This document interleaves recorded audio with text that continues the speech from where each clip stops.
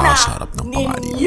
At sa ilalim ng mga anino ng intriga, si Pangulong Ferdinand Marcos Jr. ay patuloy na nagtatrabaho para sa bayan. Hindi mo akalain, pero ang araw na ito ay nag-iiwan ng isang kwento na magugulat ka sa dulo. Manatili ka dahil ang maririnig mo ay higit pa sa iniisip mo. Nakatakdang makipagkita ang Pangulo kay UAE President Sheikh Mohammed bin Zayed Al Nahyan sa Abu Dhabi. Biyaheng UAE si Pangulo Ferdinand R. Marcos Jr. mamayang gabi para sa isang araw na working visit. Pagpapatibay ng relasyon ng Pilipinas at United Arab Emirates, dyan si sentro ang pagbisita ni Pangulong Ferdinand R. Marcos Jr. sa UAE. Nito lamang Lunes ng gabi, umalis si Pangulong Marcos patungong United Arab Emirates. Isa ba itong simpleng biyahe? Hindi. Sa likod ng tahimik na paglipad na iyon ay may tensyon. Ang banta ng isang hitman mula sa dating kaalyado niyang si Vice President Sara Duterte. Ngunit ano ang ginawa ng Pangulo? Umatras? Hindi. Itinuloy niya ang kanyang biyahe na tila walang nangyari. Ano ang nagtulak sa kanya para magpatuloy? Ano ang laman ng paglalakbay na ito? Hintayin mo dahil sa dulo ng kwento may matutuklasan ka na hindi mo inaasahan.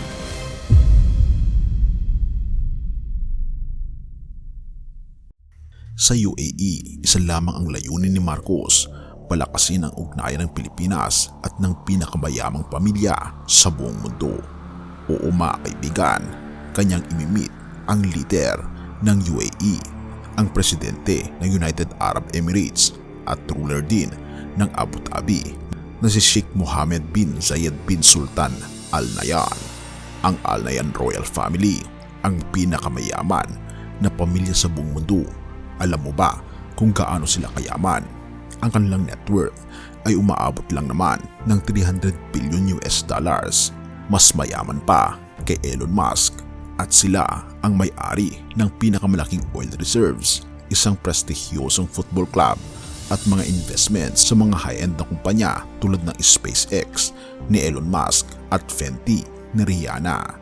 Ngunit hindi lang iyon, si Pangulong Marcos ay may dala ring mga kasunduan sa ilalim ng kanyang liderato, kasama niyang tinalakay ang issue ng pagtagas ng plastic waste sa karagatan kasama si Environment Secretary Maria Antonio Yulo Loizaga. Isa itong mahalagang usapan na maaring magbukas ng oportunidad para sa bansa sa larangan ng kalikasan. Kasama rin ni Marcos ang mga opisyal na may mahalagang papel sa diplomatikong misyon na ito. Si Victorino Manalo, National Commission on Culture and the Arts Chair, upang lagdaan isang kasunduan para sa cultural cooperation. Si Foreign Affairs Undersecretary Charles Jose para sa kanyang courtesy call sa UAE President na si Sheikh Mohammed bin Zayed Al Nahyan. Pero teka, ano ba ang espesyal sa pamilyang Al Nahyan? Ang kanilang kayamanan ay hindi maaabot ng karamihan, mula sa kanilang enggrandong palasyo, mga pribadong jet, hanggang sa mga assets na tila galing sa Pantasya. Ngunit teka, isipin mo ito, ang isang leader mula sa Pilipinas ay nakikipag-usap sa mga ganitong uri ng tao. Paano niya nagagawa ito?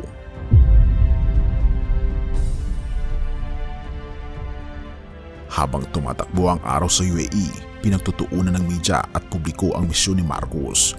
Ngunit isang tanong ang naiwan, bakit tila normal lamang sa kabila ng napakalaking pagbabanta? Kung ang pamilyang Al Nahyan ay may net worth na $300 billion, paano sila napalapit kay Pangulong Marcos? Alam mo ba kung bakit? Maghintay ka dahil dito napapasok ang twist. Sa likod ng lahat ng ito, may isang lihim na hindi madalas pag-usapan. Ang pamilyang Marcos ay hindi basta-basta. Ayon sa mga ulat at mga insider, ang mga Marcoses ay may kayamanang hindi kayang tumbasan ng kahit na sino. Oo, kahit ng Al Nahyan Royal Family. Kung ang net worth ng Al Nahyan ay bilyon, ang kayamanan ng mga Marcos ay umaabot ng trilyon. Ito'y makikita sa dokumentaryo ng Powerhouse noong in-interview ni Mel Chanco, ang dating ginang na si Imelda Marcos. Oo, tama ang narinig mo, trilyon.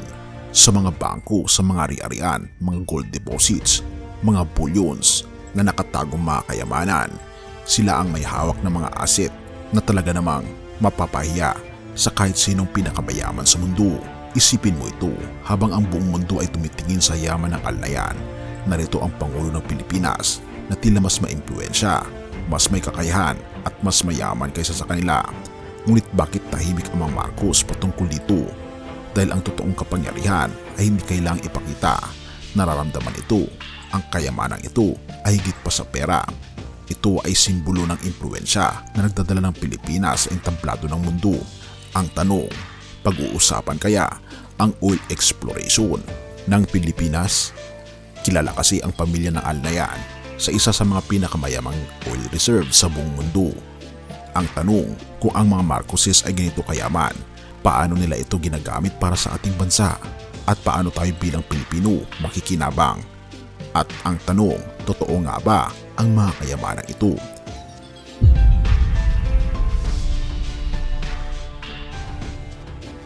Sa lahat ng ating naririnig tungkol sa kayamanan, hindi mo ba naisip kung saan ito dapat gamitin? Ang mga kayamanan ayon sa Biblia ay hindi lamang para sa kapakinabangan ng ilan, kundi para sa paglilingkod sa ating Panginoong Diyos at sa tao. Binabanggit sa Mateo 6 verse 21, sapagkat saan man naroroon ang iyong kayamanan, naroroon din ang iyong puso. Habang iniisip natin ang kayamanan ng Alnayan na $300 billion at ang lihim na trilyon ng mga Marcos, may tanong tayong dapat sagutin. Saan nakatuon ang kanilang mga puso? Pera ba ang kanilang totoong kayamanan? O may mas mataas na layunin na hindi natin agad nakikita? Pero teka, bago natin tapusin ang tanong na iyan, balikan natin ang kwento. Tandaan mo, ang lahat ng ito ay umiikot sa kung paano ginagamit ang kapangyarihan, hindi kung gaano ito kalaki.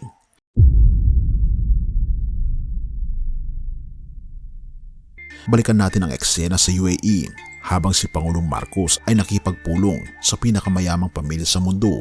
Hindi ba't ito rin ang pagkakataon upang maipakita ang mas malalim na layunin ng kanyang pagbisita? Sa likod ng bawat handshake, bawat kasunduan, may responsibilidad na dapat gampanan. Pero bakit tila napakatahimik ng Pangulo tungkol sa yaman ng kanilang pamilya? Lucas 14 verse 11, ang nagpapakababa ay itataas. Ang kayamanan na hindi pinagmamayabang ay maaaring mas makapangyarihan. Ngunit isipin mo, kung ang kayamanan ng mga Marcos ay trilyon, bakit tila walang nakakapansin dito? At bakit tila napakahirap pa rin ng ating bansa?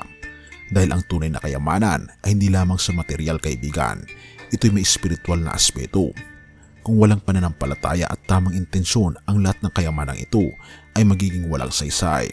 Dito papasok ang isa pang mahalagang paalala mula sa Biblia.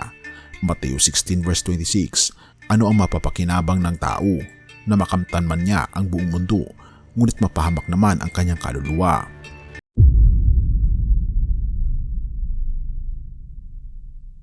Sa gitna ng ating tanong tungkol sa kayamanan ng Alnayan at Marcoses, isipin mo ito, kanino dapat gamitin ang yaman? Kung ang Pangulo ay nasa posisyon upang pagyamanin ang bansa gamit ang kanilang nakatagong trilyon, ano ang susunod na hakbang? Ngunit ito ang mas malaking tanong, ano ang papel ng bawat isa sa atin sa ganitong uri ng kwento? Unang Korinto 4 verse 2, sapagkat tayo ay mga katiwala lamang na mga kayamanang ipinagkaloob ng Diyos. Dito papasok ang konsepto ng responsibilidad. Ang kayamanan, maliit man o malaki, ay may dalang obligasyon. Tayo ba bilang mga Pilipino ay nagtatanong kung paano ito magagamit para sa kabutihan? O masyado tayong natutuon sa halaga ng yaman kaysa sa epekto nito sa ating lipunan? Balikan natin ang mga Marcos at Alnayan. Sa tingin mo, ano ang pagkakaiba? Ang isa, hayagang ipinapakita ang kanilang kayamanan, mga palasyo, jets at investments. Ang isa tila tahimik, ngunit mas malalim ang impluwensya. Ngunit sa bandang huli, ang tanong ay hindi kung sino ang mas mayaman. Ang tanong ay sino ang mas naggamit ang kanilang kayamanan para sa kapakinabangan ng marami? Mateo 6 verse 19-20, huwag kayong mag-imbak ng mga kayamanan dito sa lupa, na dito'y kinakalawang at sinisira ng mga insekto at nananakaw ng mga magnanakaw, sa halip mag-imbak kayo ng mga kayamanan sa langit. Ito ang paalala sa atin na ang kayamanan ay dapat gamitin para sa mga bagay na may pangmatagalang halaga, mga bagay na hindi masisira o mananakaw, kaibigan. Pero ito ang twist. Ang kwento ay hindi natatapos sa UAE. Sa halip ito ang simula ng mas malaking tanong. Kahit magtanong ka sa sarili mo, kung ikaw ay binigyan ng ganitong kayamanan, ano ang gagawin mo? Mananatili ka bang tahimik? O gagamitin mo ba ito para sa sarili mo lamang? O gagawin mo itong instrumento ng pagbabago? Habang tinatapos natin ang kwentong ito, balikan mo ang mga paalala ng banal na kasulatan, ang Biblia. Ang kayamanan, maging sa mga Marcos o Alnayan, ay pansamantala lamang. Ngunit ang pananampalataya, responsibilidad at pagmamahal sa kapwa ay panghabang buhay. Tandaan, ang mahihirap ay laging nasa inyo, ngunit ako'y hindi laging nasa inyo. Mateo 26 verse 11. At habang iniisip mo ang kwento ng yaman at kapangyarihan, may huling tanong para sa iyo. Ano ang kayamanan mo? Sa huli, hindi ito tungkol sa kung gaano karami ang mayroon ka. Ito'y tungkol sa kung paano mo ito ginagamit. Ngunit teka, akala mo tapos na? Hindi pa, sapagkat ang kwento ng kayamanan ng mga Marcos ay hindi pa isinisiwalat ng buo. Sino ang nakakaalam? Marahil ang susunod na kabanata ay magbibigay liwanag sa kung paano ang yaman na ito ay nagagamit para sa mas malalim na layunin o marahil sa isang panibagong hamon. Abangan natin ito, mga kaibigan. At ano ang magiging epekto ng mga investments ng UAE sa ating bansa? Purihin ang ating Panginoon Diyos at salamat kaibigan sa iyong panunood. Tayo manalangin. Ama naming Diyos na makapangyarihan sa lahat, kami po'y lubos na nagpapasalamat Panginoon, sapagkat ang tunay na kayamanan namin ay hindi nakikita sa material, kundi sa aming pong pagmamahal sa inyo. Ang tunay po naming kayamanan ay walang iba kundi ang aming Panginoon Jesucristo na siyang nabayubay sa krus, ang kayamanan ng langit na ngayoy nasa aming mga puso. Salamat po Panginoong Diyos sa inyo pong pagmamahal sa sanlibutan at sa bawat isa. Tulungan kaming makita na ang mga kayamanan sa mundo ay ito po ay walang kwenta, kung ito po ay aangkinin lamang namin. Tulungan kami Panginoon na ibahagi ang mga kayamanan na ito alang-alang sa pagliligtas niyo po sa amin upang maipakita ang tunay na pagmamahal ng isang anak ng Panginoong Diyos. Purihin ka o aming Panginoong Diyos at pagpalain ang aming mga leaders at ang bawat pamilya sa bawat sulok ng mundong ito. Patnubayan kami at patawarin po kami sa lahat ng aming pagkukulang at pagkakasala, at salamat sa pagdinig ng aming mga panalangin sapagkat ito may samot hiling sa matamis na pangalan ng aming Panginoon Jesus. Amen.